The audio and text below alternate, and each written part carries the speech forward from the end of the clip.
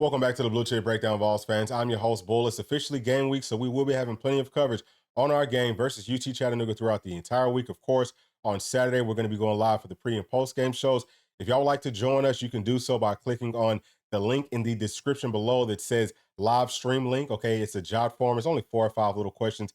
Very easy, very straightforward. You're only eligible to join us if you are a member of this channel or of our Patreon, or if you've ever donated anything to our Cash App as little as $1. So big shout out to everyone that has already done so. If you want to become a member, you can just click the join button just below this video. If you would like to donate to our Cash App, you can do so by scanning the Cash App QR code wherever it is on this screen with your smartphone. Again, all those links will be down in the description below. Now, in today's video, we're going to be kind of recapping week 0. Of course, we're going to be talking about some of our players. I think that all of us got to see over the weekend that are committed to our Volunteers. We also have to update our Vol commit breakdown and our big boards for 2025 and 2026. As always, y'all, please make sure to like and subscribe to the channel. All right, so we'll be starting off with our updated commit breakdown because, of course, 4-star cornerback Onis Konabani just committed to us on Friday. And this is y'all's first time seeing this. I'll just kind of break down what you're looking at. We have all of our commits. Okay, we're going to have 11 on offense and 13 on defense at this point for a total of 24. But we have them all split up by offense and defense. Obviously, y'all can see each position group. Up under each position group is going to be how many players are committed in that group. And then next to it on the right is going to be what their average player rating is, again, according to On3. Up under offense and defense in the green is going to be the offense and defense's average player rating. So now that that's out of the way right now, we are 6th nationally. We were 5th last week, or, before Onus did commit, and we're now 5th in the SEC, and we were 4th last week. Now, our overall class rating has gone up from a 91.95 to a 92.01. P and I were talking about this in the live stream on Friday. Did we go backwards because we added Onus, or, was it something else? Well, what actually happened is Auburn also got a commit on the same day that was rated higher than Onus was, and they were right behind us. Now we just basically flip spots. So we still have a chance, I think, to kind of catch them. But anyway, take a look at the cornerback room. We have 4 commits at this point, and we now have an average rating of an 87.89, and it was at an 87.33 last week. Our defensive average rating went up from a 90.27 to a 90.38. So I think that we're doing a really, really nice job. This class is coming together. We'll probably only add a few more players at a couple of different positions, but let's take a look at our big board. And the only change here is that Onis Konabani did commit to our Volunteers, obviously, on Friday. He was our final expected commit, but we do have 3 possible commits that we think will end up, moving on over to the expected commits list at some point this season. Starting off at the top, 4-star linebacker Ty Jackson. We are anticipating that he will come up for the Alabama game. But the question really is, will we take any more linebackers in this class? I've told y'all, I feel like we should do that. You do not turn away good talent because you never know what's going to happen. Bring him on up if he wants to come to Tennessee. And I would say continue to recruit him like you need him because you just never know. The next player is going to be 4-star defensive lineman Andrew Maddox, probably going to be playing defensive tackle. That's a position that we could definitely add some more bodies to in this class. And he is currently committed to Ole Miss, but I think that he might be coming up for the Alabama game, just like Ty Jackson. Also, we have 3-star athlete D. Morris, who is currently committed to USC. Hopefully, we can get him up at some point this season. I mean, he lives in Tennessee, so should be a pretty easy drive for him, right? It shouldn't be crazy travel. But we want for him to play running back. I think he's a really good player. We'll see what happens as time goes on. Now let's talk about our 2026 big board. Y'all can see up at the top that it still says as of August the 16th, and that's just because there is no real news. There's not a whole lot for me to update y'all on with this board. We've talked about everything, okay? So y'all have been like way ahead of the curve with this class. And, it's still very early on in this process. Things will kind of start to trickle out here shortly. I would say probably over the next couple of weeks or so. Definitely within the next month to month and a half, we should have several updates. But I want to talk about one player that I feel like we will be adding to this board officially very soon, and that is 4-star defensive lineman Deuce Geralds from Collins Hill High School here in Georgia. That's the same high school that Ethan Davis went to, and also Travis Hunter. Whenever you talk about Deuce's ceiling, okay, anywhere on that defensive line, I think that he could play in, but him playing at defensive tackle, his ceiling is going to be crazy, but I think that it's very close to like a Travis Hunter. He can be special like that up front. He's a player that I feel like we definitely want to add without question. And if you look at how our roster could potentially kind of shape up in 2027, I know that's several years away. But once you kind of like look at that, adding a guy on the interior, okay, that is a stud. And I really feel like there's a few other guys that will be playing on the interior that are just going to be absolutely monsters. But adding him, I feel like he'd come in as a true freshman and ball out. He actually broke Collins Hill's all-time sack record with 28 and a half. That's not easy to do in Georgia's highest classification. But yeah, he's one that I am absolutely sure that the staff is going to be talking to a whole lot. He's going to be one of the top priorities in the 2026 class because defensive tackle is a position of need. I think we might need defensive tackle bodies more than any other position on this entire team. And his head coach was my best friend growing up, and he's a huge Tennessee fan. Now, that's not to say that he's going to tell dudes to come to Tennessee, but it does not hurt. Trust me when I tell you that. So we'll keep a close eye on him throughout the entire process. All right, now let's talk about how some of our commits performed over the weekend. I'll only be touching on the players that I actually got to watch play, starting off with Doug Utu. We already knew that he was a five-star caliber player, and we talked about it in his film breakdown.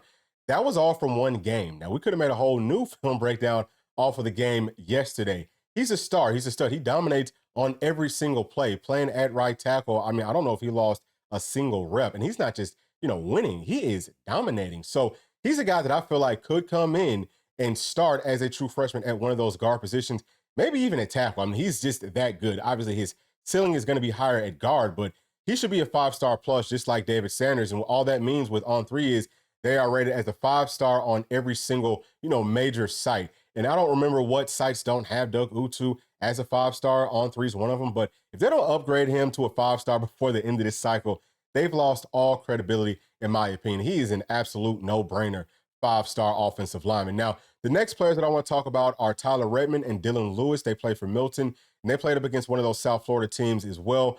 I think that they both played really well. We know that Dylan Lewis is a good player. He's got good length. That's something that just kind of stood out to me. Looks like he's gotten a little bit longer. He has really long arms. Looks good in coverage as well. But I feel like Tyler Redmond really stole the show. We've talked about him so many times that he's a guy that, it's pretty much laughable that he is the lowest rated player in this class. He's not, again, we take all those ratings with a grain of salt, but he definitely should not be the lowest rated player in this entire class. He is going to be really, really good. And, I'm happy that people got to see him go out there and ball. He looks good coming up, making tackles. Now I do think that he's going to have to do a little bit better job in some situations with the way that he is tackling, but that's something that we can, kind of train him out of. But, in pass coverage, he's looked good. He's got really great length. So, yeah, he's a player that we heard, I heard at least one of those analysts talking about, from ESPN that, man, we're going to have to come back and he probably needs to be moved up in our player ratings. And we've said that for the longest. Expect for him, I would say, it's almost like a 98% chance that he will be bumped up to a 4-star. And he might actually end up being our highest rated cornerback in this class. You can almost take that to the bank. But yeah, Tyler Redmond is a very, very good player. So proud of him. The next one's going to be Travis Smith. And he played up against Doug High School, and they've got a 4-star cornerback committed to UGA that he absolutely torched. If Travis Smith continues to play the way that he has for the first couple of games of this season, he's another one that's going to move up in those ratings. He should be a 5-star. I would say, at least with On Three, which is what we go by. But yeah, he's looking really, really good. He's looking very dominant. He's able to make plays after the catch. That's what stood out to me. Now, the next player is going to be Marion Dye. I didn't get to see too much of him, but I did notice in a couple of goal line situations, he's playing at defensive tackle, and he looks a little bit bigger. Okay, I told y'all I feel like he could play defensive tackle. I feel like he could play anywhere on the entire defensive line at a really, really high level. But yeah, it was just good to see him out there being dominant. He's another one that I feel like could maybe move up to be a 5-star player. I've heard Charles Power raving about him. He talked about, he might take a bump up. So several players already that we feel like could get moved up, and that will help our overall class, rating and ranking for y'all stargazers. Now, the last player that I want to talk about today is going to be GMac. Okay, playing a big time rivalry game versus CPA. That's my cousin's alma mater. Shout out to you, Tony. But yeah, I think that he played pretty decent, right? Like, you can tell what Coach Heupel sees in him because he's got all of the traits that you want to operate in this offense, and that's another part of the problem is that he's playing in an offense that doesn't really suit his skill set. Anyway, I think that he showed that he can make the throws, showed that he has really good pocket presence. He can move around. He can make plays. Told y'all he's a gunslinger. But it's just kind of hard. There was a couple things that he did not do well, right? He is missing on some throws that he should be hitting on. Now, I saw that happen several times. And he is kind of forcing the ball into some tighter coverage. Obviously, he's just trying to make some plays for his team. He was late on one out pass, that should have been a pick six kind of, towards the end of that game. So, done all that just to say, I think that his ceiling is still 5 stars, but I can definitely understand why he's taking a bump down in the ratings with some of these sites. Okay. Like I know I was very harsh on some of these guys, especially Charles Power. But I now understand why he's moving back. Okay. So he can move back forward. I would just love to see his offensive coordinator. I mean, you don't even have to necessarily change, like your whole scheme. Just kind of change how you're calling plays. I mean, it's very old school, high school esque. It can't be run, run, pass, right? I mean, you've got to do better than that. Now, I will also say this. It looks like his offensive line has gotten better compared to last season. I don't know if it's the same because I might have watched maybe like one full game of his last year. And in that game, I mean, GMac was running for his life. At least he had time. I think he had plenty of time on most of those plays. It's never going to be perfect, right? I mean, these are high school offensive lines.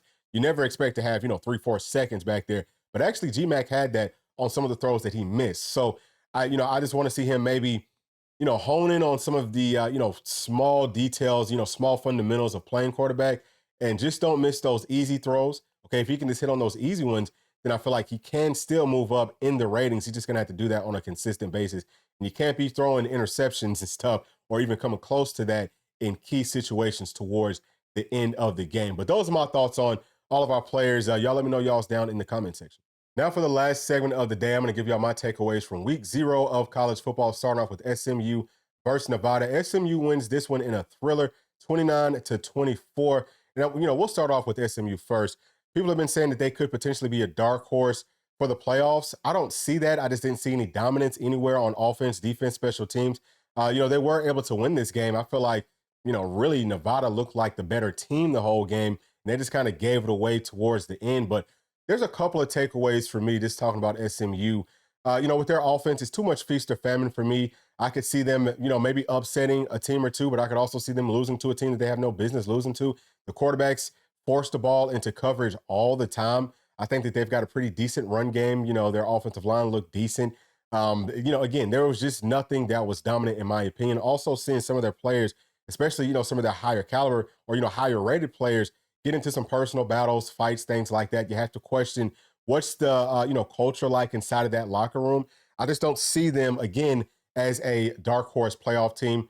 But we will see. It's just their first game, so you don't want to take too much away from it. But right now, I don't see it. They're going to definitely make some changes if that's the sort of a season that they want to have. But they did win the first one, so they still have a chance to make it to the playoffs. You just never know. Now, talking about Nevada, I hadn't heard anything at all about them, but I know that they were a huge underdog in this game. And just the simple fact that it was as close as it was, I think that speaks to what's going on with their coaching staff. I think that they have a whole new, staff, and I think that shows. But they looked good. I was impressed with several things that they did. I could see where the offensive line showed some dominance versus SMU. Defensive line was able to show some as well. I think they've got a good scheme that works more. I would say that it's not as much of a feast or famine as SMU is. Like for me, just watching them play, it's like, man, look, we're going pretty much vert. We're throwing it up for daggum grabs. We're either going to make the play or not. I mean, like, that's not how you want to live. But I saw some things inside of, inside of Nevada's scheme that made me think, okay, they're actually kind of, working some stuff in here. You can see why they ran this play, in the last series to kind of set this up. So I like that from them. I would say, watch out for them, not as a playoff dark horse team, but watch out for them to maybe upset a team or two this season. Now, let's talk about the big one, okay? Georgia Tech versus Florida State, man. Georgia Tech getting that upset is huge. Obviously, y'all know that I cheer for Georgia Tech because Georgia hates them. And typically when Georgia Tech is good, that means that Georgia's not doing as well. And it's funny, man, is because I'm watching social media. Everyone's just kind of clowning Florida State, saying how they suck. I don't think that that's the case. I think Florida State is a good team. I just think that Georgia Tech is a better team. I think that they are for real. You got to watch them, okay, as a potential playoff team coming out of the ACC. I could see them winning the whole doggone thing. And yes, they don't have a ton of talent by any means. I can just tell you this. Went up to a 7-on-7 at Georgia Tech with Buford, and Georgia Tech's players were out there, running, doing things like that. But Buford's players, okay, Buford's team is bigger than Georgia Tech's team is. That should tell you something, right? Of course, Buford is a big team, but even still, they're a high school team. Georgia Tech is playing Power 4 football. But obviously, y'all could see that in the game yesterday versus Florida State. Florida State just looked way bigger than Georgia Tech. But this goes to show why coaching is so important. So I think that the way that Georgia Tech was able to dominate both lines of scrimmage shows you why they can, shows you why they are for real. I think that they could win any game on their schedule this season. I love the way that they set plays up. The play calling was immaculate, okay? That is how a game is supposed to look whenever you've got a really good coaching staff. I think the Georgia Tech played with a ton of passion. I think that they were able to get after that quarterback. I mean, listen, they're winning one-on-one battles on the edge, on the inside, things like that. Linebackers flowing, doing a good job in their run fits. Secondary coming up, making really good tackles. They look good in pass coverage as well. So I think that Georgia Tech is for real. Let's stop clowning Florida State so much, especially some of y'all, fans of programs that has to play Georgia Tech coming up here very shortly, because y'all are about to be on the other side of that. Georgia Tech looks really good in my opinion. Now, just talking about Florida State, I didn't like the play calling for them. Obviously in that first series, it looked really good. They came out, they were dominant. Whatever Georgia Tech did to adjust to Florida State's game plan, I mean, listen, y'all, I love to see coaches who understand football, who understand how to coach. So again, very proud of Georgia Tech. But anyway, Florida State, I didn't like their play calling for after the first quarter of the game. They just got real tight. You know what I'm saying? I don't know if they just don't trust DJU to throw the ball down the field or to make some plays or what, but it looked like he was making some, down that home stretch, like towards the end of the game, once the playbook opened up a little bit more. I felt like he was capable, he was kind of like extending plays and throwing on the run and hitting people, things like that. It was one drive where they got back-to-back fourth down conversions from DJU, finding the right person, and again, just extending the plays, being a playmaker. So I think that he's capable from that perspective. But the tighter that game got, I felt like the tighter Norvell got, and as a result of that, the entire team got tighter. So I would say it's more of an indictment on the staff, starting off with Coach Norvell. But really, it all comes down to, what did you do up front? Well, the offensive line got whipped. So if your offensive line is getting whipped, then, I mean, no one's going to have any success, right? I mean, it doesn't matter what you call, it doesn't matter how good the quarterback is. You cannot win games, especially tight ones, if your offensive line can't block. And Florida State's offensive line, which is supposed to be one of the best in the country, did not look like it on Saturday. Now, talking about Florida State's defense, okay, because I talked about them some last season. I said, well, they've got a whole bunch of talent, but they just looked so undisciplined. They do have a new defensive coordinator, I believe. They look a little bit more disciplined, but they aren't playing as fast. Like, they're not playing with as much passion. Maybe it's too much processing from the players, or I don't know what it is, but that's something that they do need to get figured out. Their D line was supposed to be the best starting unit in the entire country. That's what somebody said, but they're wrong, because we have that, right? Like, y'all will see, y'all gonna see as the season wears on. People are gonna be talking about Tennessee's defensive line a whole lot, and our offensive line, because both of our two units are very solid. They're very strong. But the whole point is, I just think that Florida State has some things that they need to get figured out. Now, they could still make it to the playoffs. They just got to get that ship righted really, really quickly. And do you want to make a change at quarterback? If that's going to ignite your locker room, then yeah, that's what you need to do. You need to do whatever it takes. If you're Coach Norvell, that's what you need to be looking. You say, hey, look, I'm gonna do whatever it takes for us to win. I think that he just got like a 10-year contract extension or something. I don't know. I don't know how long it is or nothing like that. But either way, I think that if he has another mediocre season, um, you know, this year, and then his seat's going to be really hot in the following year, I think that Florida State will find a way to get his butt on up out of there. So he better be trying to find a way to win every single game from this point forward, because Florida State ain't going to stand for this being mediocre for too much longer. But those are my thoughts on college football this weekend. Please let me know, y'all's down in the comment section. As always, please make sure to like, subscribe, hit that notification bell, share with your friends, family, and other volunteer fans. We'll see y'all on the next one. Thanks. Peace.